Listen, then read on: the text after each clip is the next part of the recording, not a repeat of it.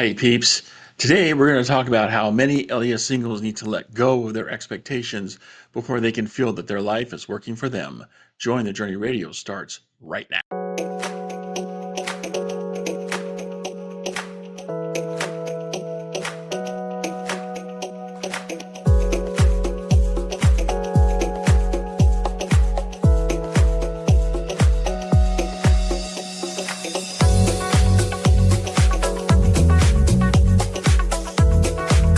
Welcome to the infusion of positive energy into the lives of single Latter-day Saints everywhere. This is Joy in the Journey Radio. And welcome back, peeps. Another wonderful, splendiferous, joyous episode of Join the Journey Radio. I am Lance, your host for Join the Journey Radio, and this is episode number 404. Your rules are stupid. Yes, that's seriously the title of the program today. If you're joining us live, please join the chat. Tell us where you're from. If you're viewing the program at a later day, leave a comment down below and let us know where you're from, and that will help us with the algorithms. All right, peeps, here we go. I'm going to explain why your rules are stupid. You know, many LDS singles suffer because they choose to focus on their lack of desired blessings. This is something that we've talked about time and time again here on the program. But if you were to ask, these people, they would probably all tell you that their lives haven't proceeded according to their plans. And that's why they're suffering, because their life is off plan. And accordingly, it's that belief that has resulted in even more suffering for them. So what is the solution for all of this? Well, as with most problems, true solutions emerge only after examining the assumptions behind one's thinking, because only then does anyone get to the real root of the matter. For many LDS singles suffering from a life proceeding off plan, a common false assumption is that joy in life requires that life follows a predetermined plan, a set schedule in which essential life pieces should just fall right into place. Now, some go even farther than that. They could describe for you many of the details of those blessings. For example, they could tell you not only when they are getting married, but also how that new addition to their life will be top shelf and just dreamy. Now, these false assumptions, of course, translate into expectations of how life not only should unfold, but also will unfold. And of course, you can see that they're setting themselves up, right? Because if you're saying that life should unfold this way, and then it doesn't unfold this way, you've got a huge distance there that you've got to deal with, hence the suffering. Now, it's not uncommon to find singles who have extended such expectations about one part of their life to then extend that to every part of their lives. And you can go down the list, right? How many kids they're going to have, where they're going to live, what kind of career they're going to have. I mean, the list goes on. And this list of rules that their life is supposed to follow is quite long, if not endless. So I've just got one thing to say to that. Your rules are stupid. I mean, setting any rule for how your life is supposed to proceed establishes expectations. That's just a natural result of that thinking. But that's also the problem, especially where other people are involved. Everyone is so imperfect that you're almost certain to be disappointed. Now, does that sound cynical to you? Please no, I'm not trying to be cynical. I'm just trying to help you understand that joy in life doesn't come from following some plan that you devise. Certainly, you can experience satisfaction when you make progress towards a goal. But successful people take the world as they find it, not as they wish it would be. And that means seeing things as they really are and calling them out as they really are. Expecting people to act a certain way so your life can unfold according to your fantasy is just plain stupid. I mean, expecting other people to act a certain way so that your life can change the way you want it to means they carry the responsibility for your life getting better. You can't control other people. they have agency. Now, sometimes they'll use that agency as you'd like, but other times, and I would wager more often than not, they will use their agency as you would not like, leaving you feeling disappointed, frustrated, discouraged, and like a total failure. Here's a thought. Instead of establishing rules for how others should act, make rules for how you should act. Better yet, make commitments for how you will act. Others will almost certainly disappoint you, but you can choose not to disappoint yourself. You can choose to own your life and take responsibility for making the changes you need to make. After all, your life won't get better until you get better. You can work towards your best life by becoming your best self. You do that by exercising the discipline to conform to the rules that your best self would follow. In so doing, you encounter struggle, but you also put in place the habits that will support not just a positive change in behavior, but also a positive change in identity. That change will fuel the growth you need to become your best self. And the more consistently you live as your best self, the more frequently you'll live your best life. Your rules for how your life should proceed are stupid for another reason. I mean, by staking out an expectation of what will or even should happen, you cut off all possibilities from being acceptable. And that removes much of the beauty and joy that your life could have. Life is wonderful not because it conforms with some plan of perfection, but because of the unlimited possibility that fills it. Variety and spontaneity are the spices of life because they highlight possibilities. It's the possibility of satisfaction that drives curiosity. It's the possibility of improvement that turns belief into action. It's the possibility of finding new pleasures that lead us to try new experiences. It's the possibility of surprise that helps make life interesting. Now, of course, some of those surprises would be more interesting if they didn't invade your life or otherwise present themselves as unwelcome. For example, I remember a couple of summers ago when the basement residence I rented from my landlord's house flooded 3 times within a 2-month window. I kid you not. In the same summer, the basement where I was living flooded 3 times. Talk about a sign that I needed to move, huh? Sure, it was surprising enough that it happened once, but then it happened again, and then after that, it happened yet again. Nevertheless, I didn't whine and play the victim. I chose instead to leverage the event by letting the unpleasant emotions running through me fuel my drive to improve my situation. Those improvements required me to think creatively about possible solutions and to work hard to realize them. And by hard work, I mean the solution didn't come overnight. In fact, it took several months of researching options, going back and forth with the new landlord, and involving a lawyer to get me into my new residence. Now, as it happens, I found myself exchanging one set of problems for another that I'm still trying to solve, but hey, that's life. Now, let's take a moment, step back, and examine this particular case. If I had insisted that my place wasn't supposed to flood because that's not how my life was supposed to be, I'd cut off the creativity that I needed to find solutions. I'd spend far too much time focusing on the problem, which would have created a reality filled with problems. I'd waste too much energy in unproductive pursuits, and I'd miss out on how beautiful my life could be by truly living it, taking it by the reins and making it the best it can be. Though in some respects, I got out of the frying pan only to find myself in the fire, I have no regrets about making that move and everything I had to do to make it happen. I didn't just take the hand I was dealt. I did what I could to get new cards so I could play a better hand, or at least what I thought was a better hand. Now, that's called living life and not just existing. What would happen if you suspended your rules, which are probably stupid anyway, and open yourself to possibility? Instead of insisting that your life proceed according to some predetermined expectation, What if you had the humility to embrace an alternative?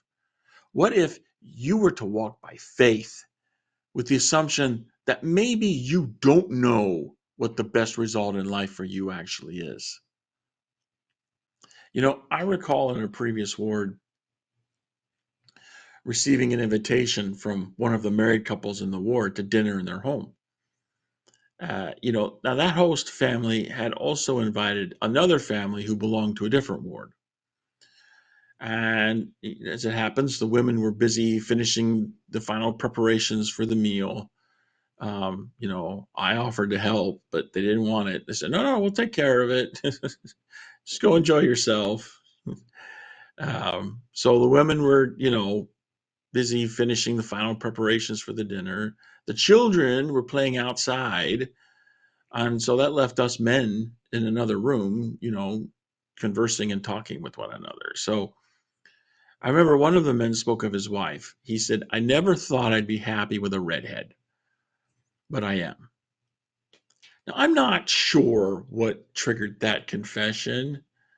I know that I was the only single adult in the group, but I don't recall saying or doing anything that would signal the need for that tidbit of potential TMI. It may simply have been the fact that I was in my mid 30s, active in the church, and yet never married. After all, it actually was a few weeks later when the father of the host family he actually asked me, "Who hurt you?" because he thought that there was some incident that psychologically scarred me and that influenced me to choose to remain single because I was trying to avoid some pain in my life. And so he got of course, my response was like, nobody.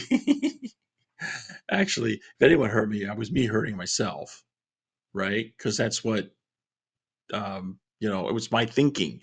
It was my thinking that was putting me in that situation, but I didn't really know that at the time. But hey, I digress. Okay, let's go back to the dinner party. So we men talking around amongst ourselves while the women were working and the children were playing. Okay, and one of the men confessed that his redhead wife made him happy.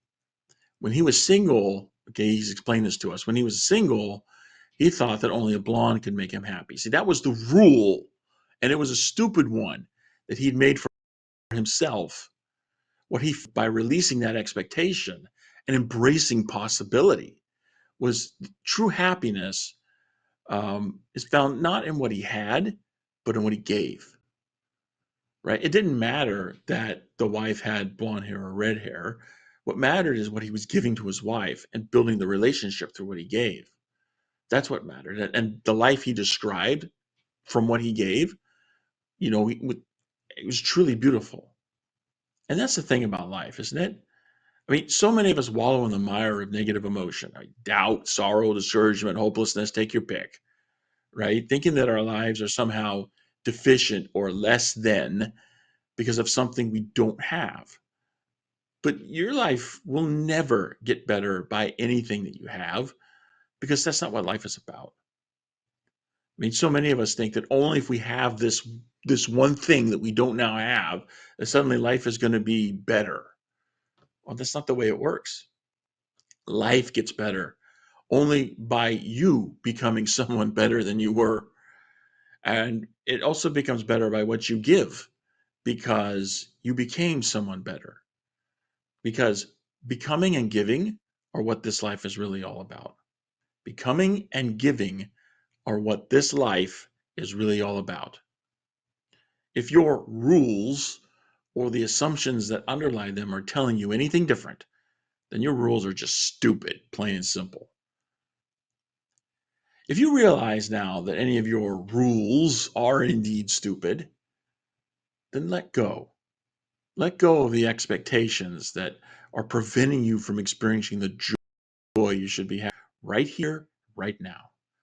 Let go of the expectations that in order for life to work for you, your life must unfold a certain way or according to a set schedule. Your life will work for you when you stop expecting everything to go according to your plan and just get busy becoming a better you and leveraging that better you to give more to others. Partner with the Lord. Embrace a personal ministry. Get on the path of potential and start manifesting your best self. Let's go over that again. Partner with the Lord, right? I mean, how many of us have heard? I know I've heard this so many times that the Lord can make more out of your life than you can.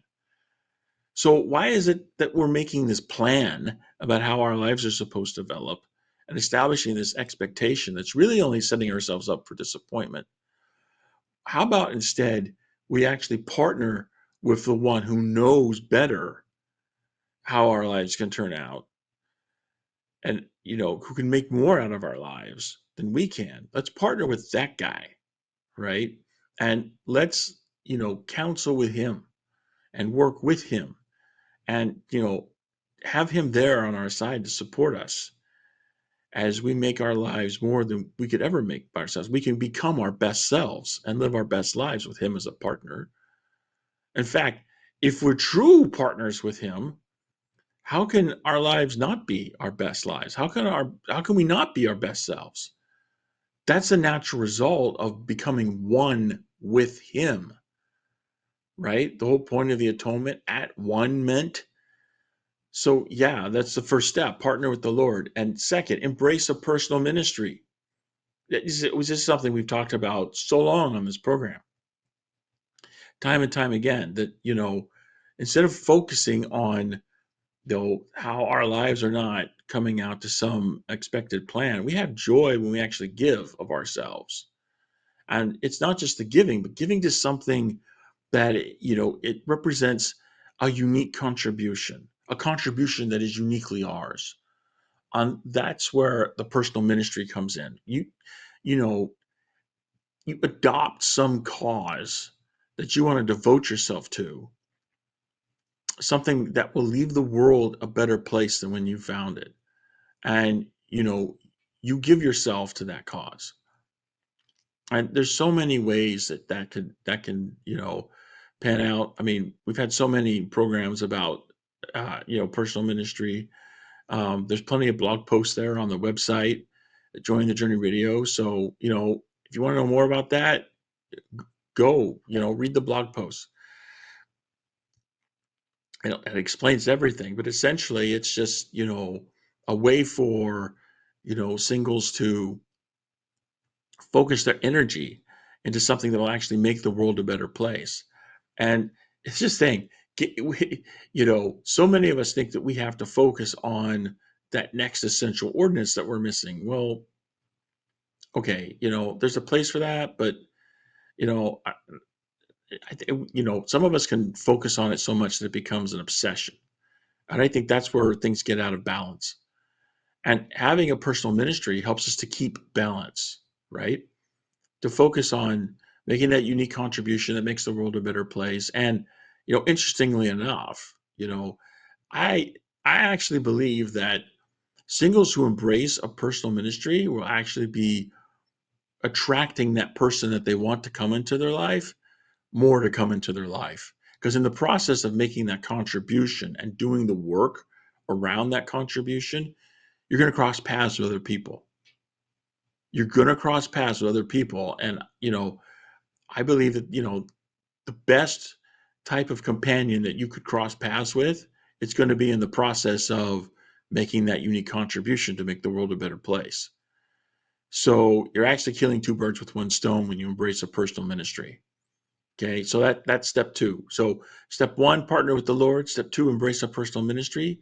Step three, get on the path of potential, right? You have such potential to be so much better than you are, to have a life that's so much more than what you have.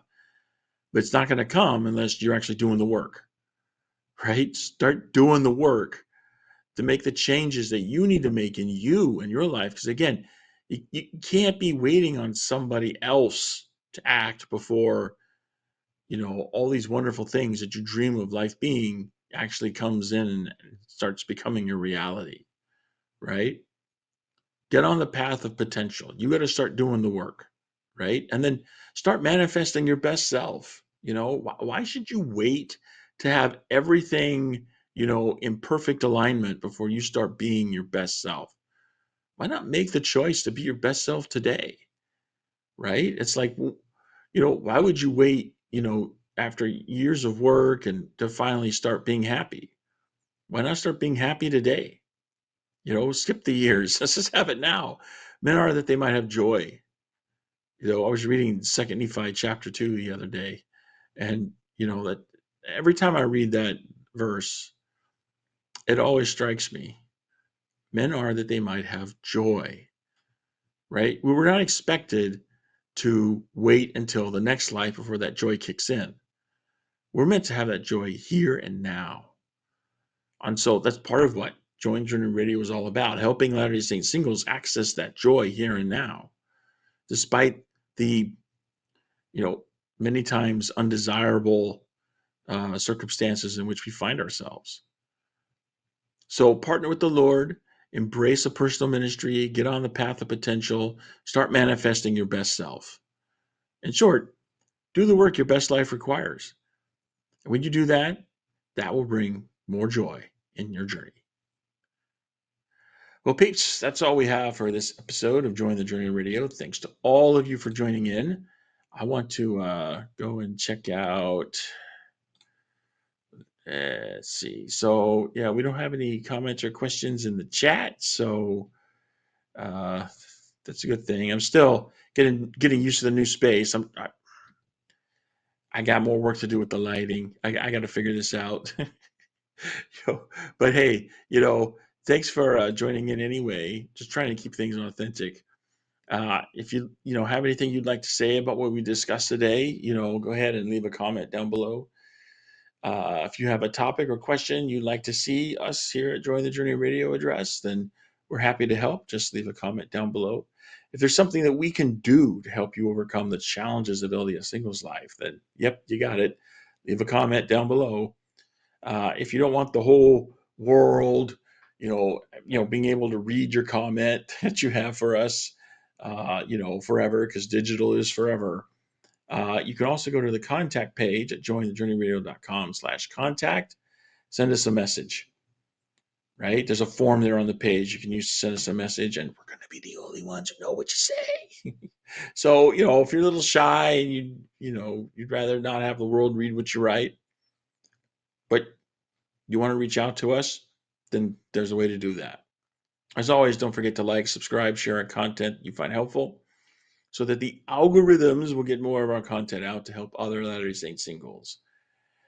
And so we got, peeps. Until next time, this is your host reminding you there is joy to be had all along your journey. So take that joy and journey on.